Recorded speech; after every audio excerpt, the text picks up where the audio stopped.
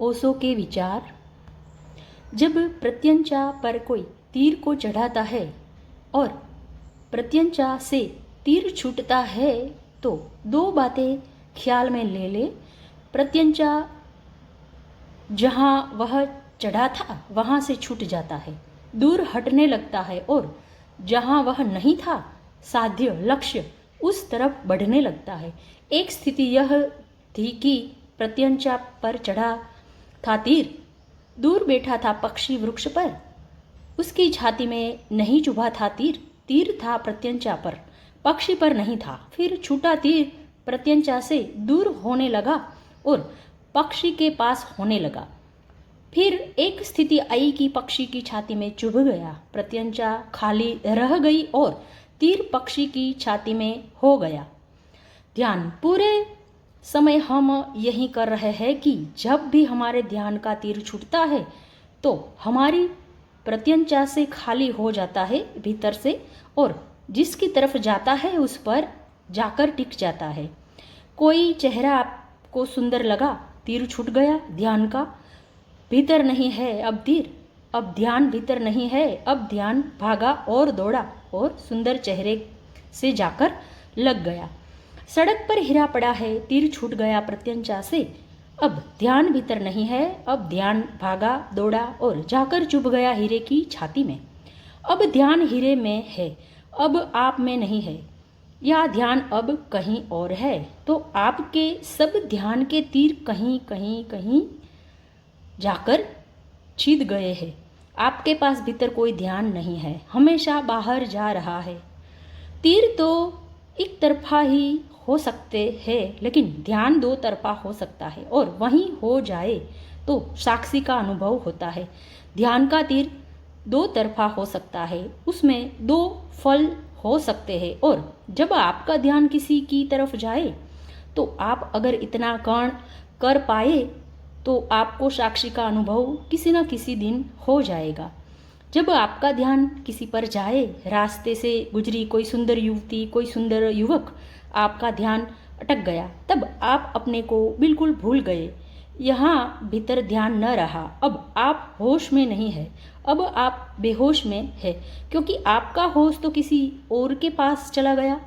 अब आपका होश तो उसकी छाया बन गया, अब आप होश में नहीं है। अगर आप यह काम कर सके कि कोई आपको सुंदर दिखाई पड़ा, ध्यान उस पर गया, उस समय इस पर भी भीतर ध्यान जाए जहाँ से प्रत्यंचा से तीर छूट रहा है, उसकी तरफ भी हम एक साथ ही अगर देख पाए, जहाँ से ध्यान जा रहा है वह स्रोत और जिसकी तरफ ध्यान जा रहा है वह लक्ष्य, अगर दोनों हमारे ध्यान में एक साथ आ जाए तो आपकी पहली दफ़ा पता चलेगा कि साक्षी का क्या अर्थ है, कहाँ से ध्यान जा रहा है, उस स्रोत का अनुभव होना चाहिए, कहाँ से ध्यान पैदा हो रहा है। वृक्ष दिखाई पड़ता है, शाखाएं दिखाई पड़ती है, फूल पत्ते दिखाई पड़ते हैं, फल लग जाते हैं, वे दिखाई पड़ते हैं। जड़ें हम नहीं दिखाई पड़ती, जड़ें अंधेरे में छिपी है, लेकिन वहीं से वृक्ष रस ले रहा है। आपका ध्यान फैलता है चारों तरफ, जगत का बड़ा वृक्ष निर्मित हो जाता है, लेकिन जहाँ से ध्यान निकलता है, जिस स्रोत से, जिस चैतन्य के सागर से निकलता है, उस तरफ का आपको कोई भी पता है नहीं। उस जड़ों का भी बोध साथ साथ होने लगे, एक साथ आपको दोनों बात दिखाई पड़ने लगे।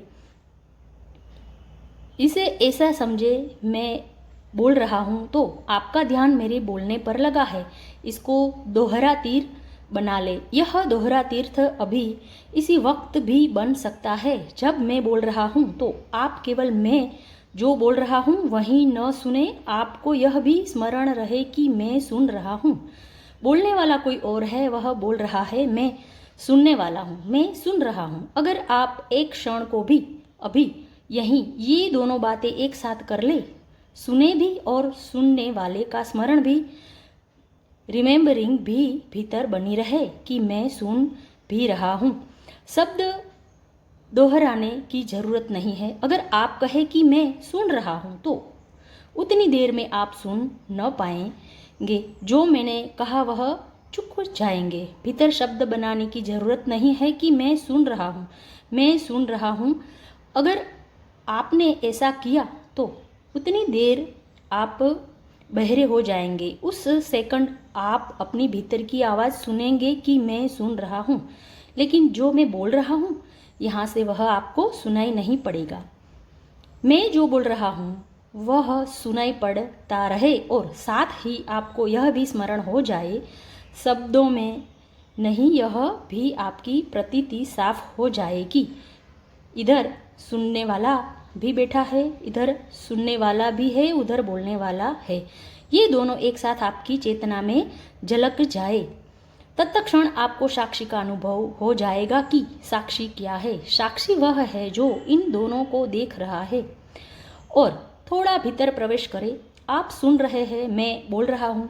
साक्षी वह है जो दोनों का अनुभव कर रहा है कि बोला जा रहा है, सुना जा रहा है। जब आपकी चेतना का तीर दोहरा हो जाता है तो तत्क्षण आप तीसरे बिंदु पर खड़े हो जाते हैं। मैंने बोला यह एक बिंदु हुआ। साधारणतः आपका ध्यान इसी तरफ लगा रहता है। आपने सुना भी, आप सुनने वाले हैं, ऐसी भी आपको प्रतीति हुई, एहसास हुआ, अनुभव हुआ। यह दूसरा बिंदु हो गया। यह दूसरा बिंदु पाना बहुत कठिन है। अगर यह दूसरा बिंदु आपको मिल जाए तो तीसरा बिंदु पाना बहुत सरल है।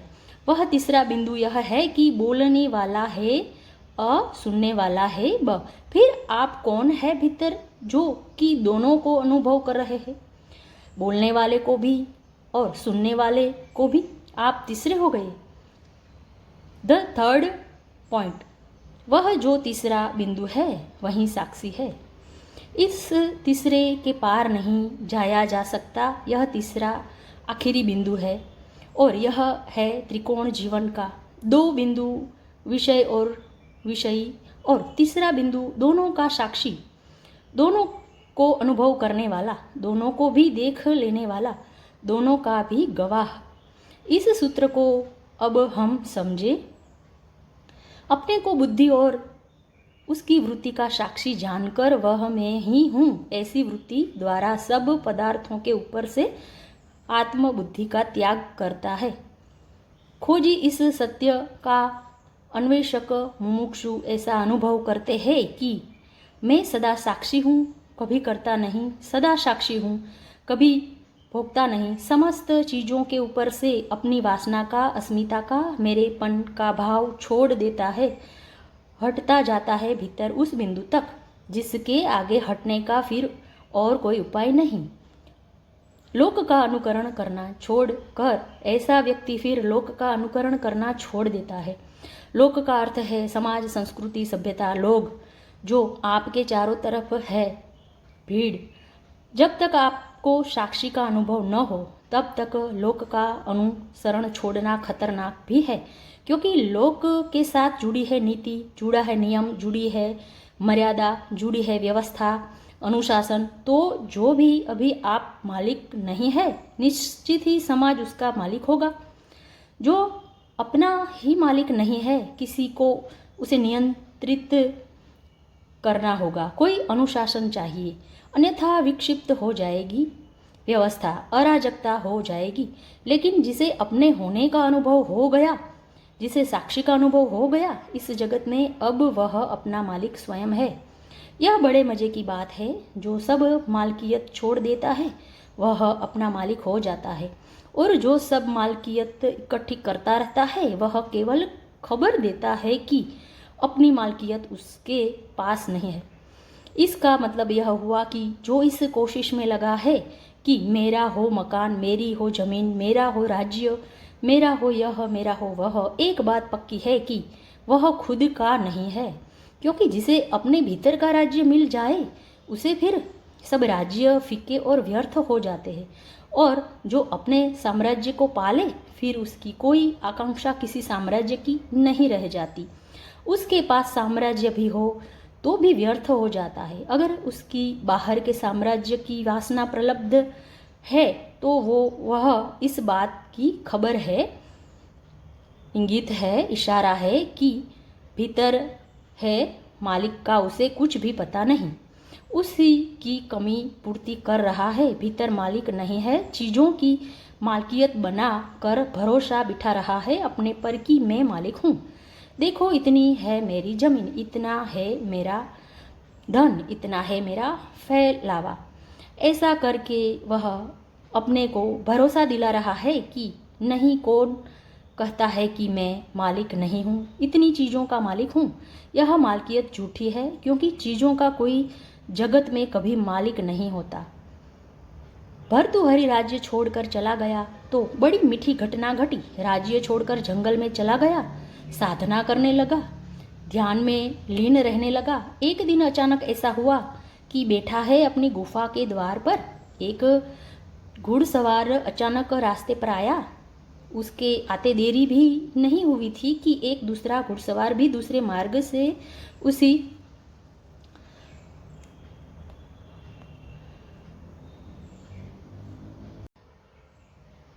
उसी के सामने गुफा के द्वार पर आ गया। दोनों की तलवारें एकदम खींच गई।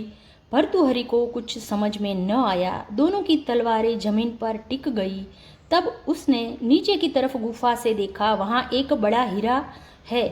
पहले घुड़सवार ने कहा कि नज़र मेरी पहली पड़ी, इसलिए हीरा मेरा है। दूसरे घुड़सवार ने कहा कि मेरी तलवार की तरफ देखते हो, मेरी भुजाओं की तरफ देखते हो, नज़र कब किसकी पड़ी, इससे क्या लेना देना। जो मालिक हो सकता है वह मालिक है, मालिक मैं हूँ। तलवारें खींच गई, गर्दनें कट गई। क्षण बाद ही दोनों गर्दनें जमीन पर कटी हुई पड़ी थी। दोनों शरीर रक्त से भरे हुए जमीन पर पड़े थे। हीरा अपनी जगह पड़ा था। भर्तृहरि ने कहा कि बड़ी हैरानी की बात है, जिस हीरे के लिए दोनों ने मालकियत की और दोनों मिट गए, उस हीरे को पता भी नहीं होगा कि क्या क्या हो गया उसके आसपास, और पता नहीं इस हीरे के आसपास कितना कितना नहीं हो गया होगा। और हीरा वहीं पड़ा है, और कितने लोग कटते पिटते रहेंगे उस हीरे के लिए, और हीरा वहीं पड़ा रहेगा। मालकियत की कोशिश वस्तुओं पर इस बात की खबर है कि अपने पर मालकियत नहीं है, और जब कोई व्यक्ति साक्षी का अनुभव करेगा तो अपना मालिक हो जाता है। मालकियत की वासना गिर जाती है। अब वह किसी का मालिक नहीं होना चाहता, क्योंकि वह जानता है कोई उपाय ही नहीं है कि किसी और के मालिक होने का। इसे दोहरा दूं, कोई उपाय ही नहीं है किसी और के मालिक होने का। पति अगर सोचता है कि पत्नी का मालिक है तो विक्षिप्त है। पत्नी अगर सोचती है कि पति की मालिक है तो उसके मस्तिष्क से इलाज की ज़रूरत है। कोई मालिक किसी का हो नहीं सकता, क्योंकि सभी अपने मालिक पैदा हुए हैं। स्वभाव से सबकी मालकियत भीतर छिपी है, उसे किसी भी हिसाब से हटाया नहीं जा सकता, और जब तक वह हटे न, तब तक दूसरा कोई मालिक कैसे हो सकेगा।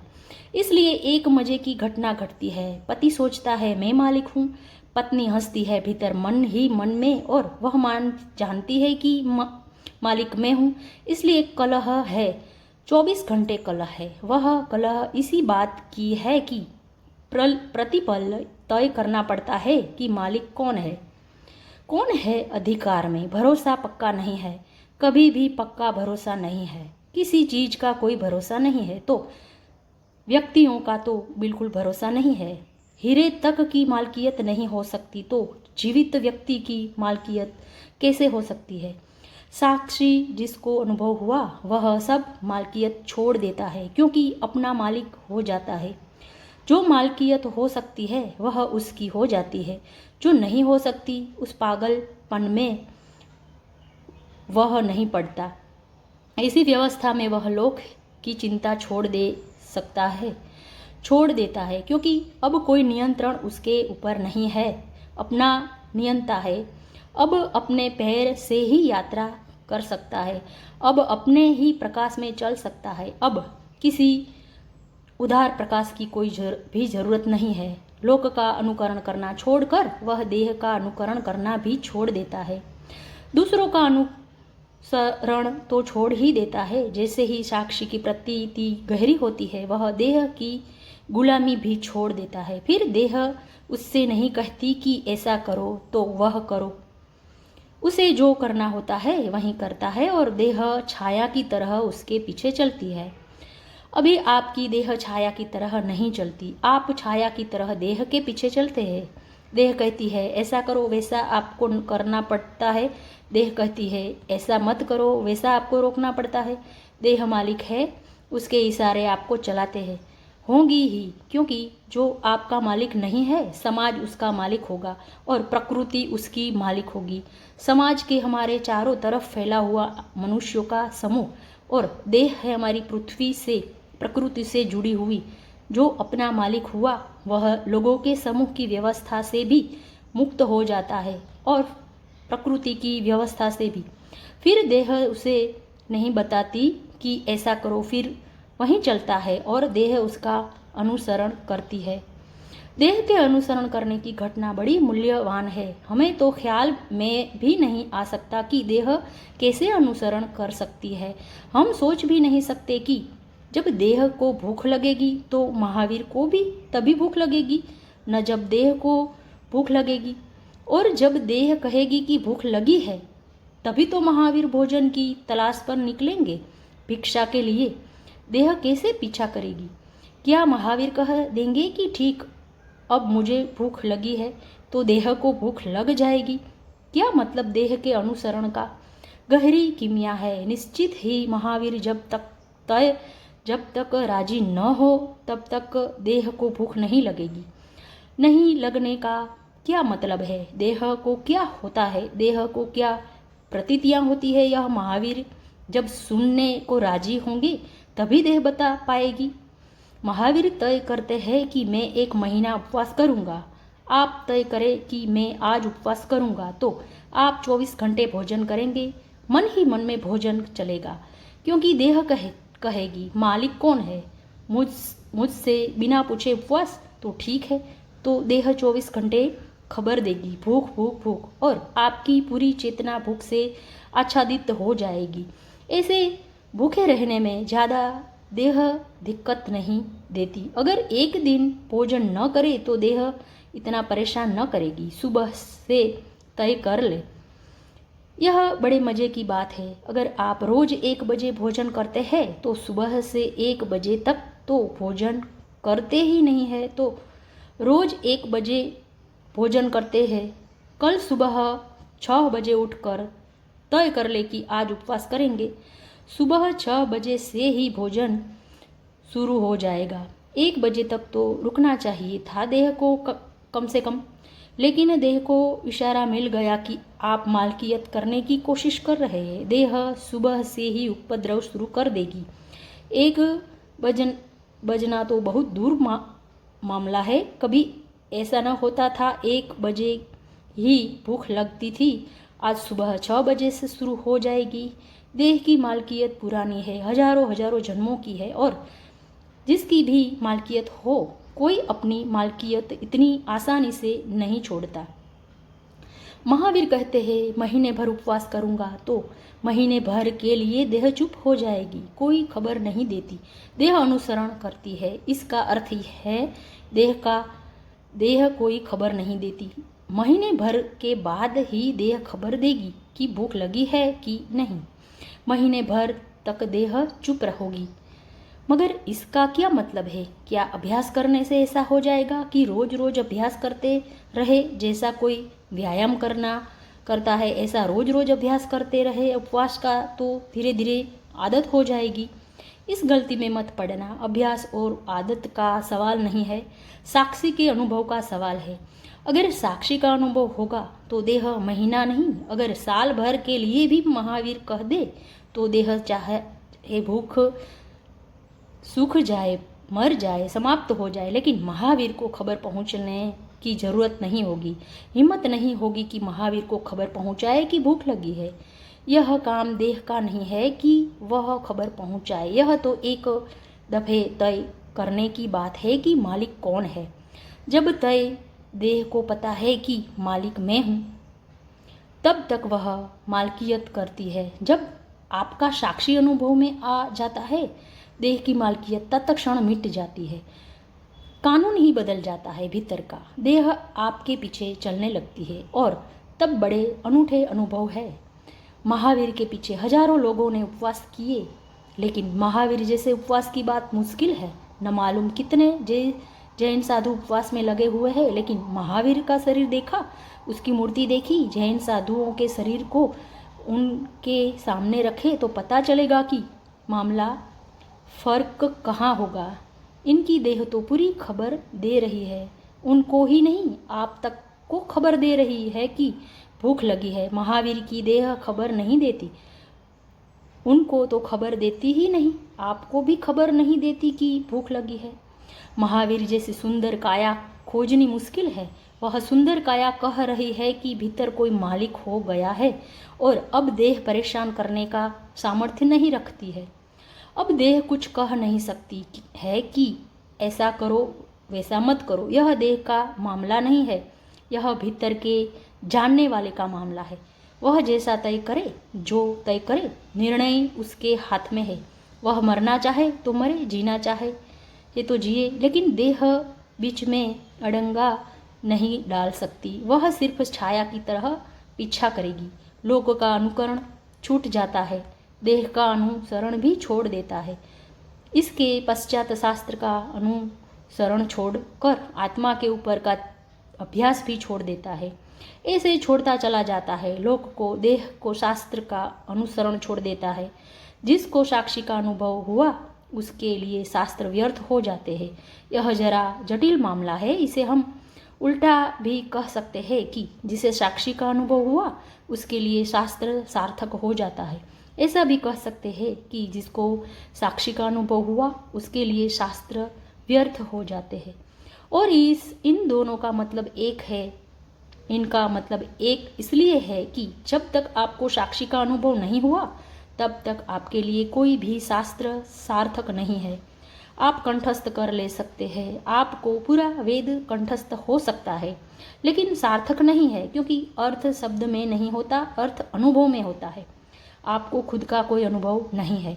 आप तोते की तरफ रटते रह सकते हैं कि साक्षी साक्षी साक्षी। जब आप रट रहे हैं तब भी कोई साक्षी भीतर नहीं है जो इसको सुन रहा हो। शास्त्र तब तक व्यर्थ है जब तक आपको अपना अनुभव नहीं हुआ, लेकिन तभी तक सार्थक मालूम पड़ता है जब तक आपको अपना अनुभव नहीं हुआ।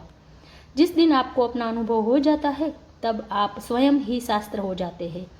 जब आप अपने स्वयं की ही शास्त्र हो गए तो अब शास्त्र की क्या सार्थकता। तो शास्त्र जिस दिन सार्थक हो जाता है उसी दिन व्यर्थ हो जाता है।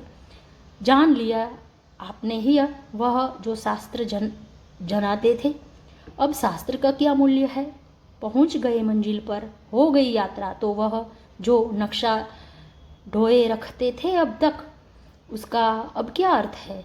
उसको फेंक दे सकते हैं। उस नक्शे को अब क्या करिएगा।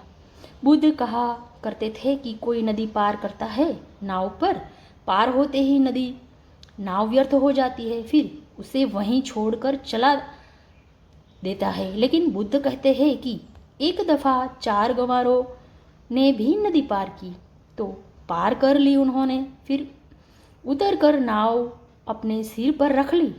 गांव के लोगों ने बहुत समझाया कि हमने और पार करने वाले भी देखे, नाव वहीं छोड़ देते थे, यह तुम क्या करते हो। तो उन्होंने कहा, जिसने इतना सहारा दिया उसको हम ऐसे ही छोड़ दे, हम ऐसे गंवार नहीं। फंस गए। नाव ने नदी तो पार करवा दी, अब नाव कैसे पार हो। अब उसको सिर पर लिए घूमने लगे। अब उस नाव से छुटकारा न हो। और ऐसा मत सोचना कि वे लोग मर गए, लेकिन उनकी औलाद वह नावों को ढोती रहती है। वे कहते हैं, हमारे बाप इस शास्त्र को ढोते थे, हम भी इसको ढोएंगे। उनके बाप के बाप ने भी यही किया था। अब हम क्या कर सकते हैं, मजबूरी है। यह सदा हमारे बाप दादों के सिर पर रहा है, हम भी इसको सिर पर रखेंगे। और फिर यह शास्त्र नाव है, इससे कितने ऋषि मुनि पार नहीं हो गए हैं। जिस दिन स्वयं का अनुभव होता है उस दिन शास्त्रों में कुछ भी नहीं बचता, यह भी ठीक है। उसी दिन शास्त्र सार्थक होता है, यह भी ठीक है, क्योंकि उसी दिन पता चलता है जो शास्त्र ने कहा था वह ठीक है। यह